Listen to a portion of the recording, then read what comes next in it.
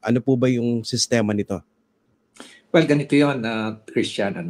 Basta sumama ka sa sortie ni Speaker, kukunti pa lang noon ang sumasama, maabot lang ng mga 54, 55, 60. Everybody gets 21 million. Ano? Pag i-disaggregate mo yon, 7 million na AIX o kaya meron kang choice na gawing AKAP, 7 million na MAIP at 7 million na TUPAD. So, 21 million total.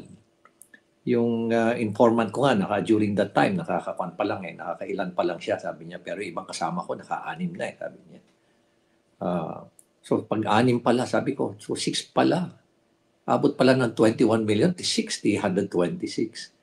Ngayon, nung may nakausap akong isang kongrehista uli, sabi ko, pinakiramdaman ko muna siya Nung nakita ko siya na merong may idealism, tinanong ko siya, Kong, sabi ko, itong itong 777 ba to, aware ka rito? Sabi niya, oo, aware ako dyan. Sabi niya, nakatanggap ka na rin? Oo naman. Sabi niya, nakatanggap na rin ako.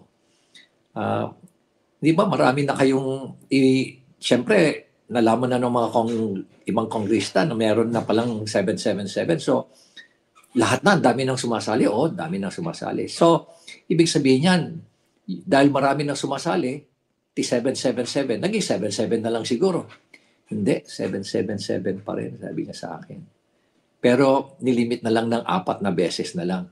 Maski na ilang sortie ka sumama, basta maximum ka na lang na 4 na 21 million. So that's still 84 million per Congress, per lawmaker. So can you just imagine, per lawmaker, paano kung umabot na ng 200 o 250, let us say.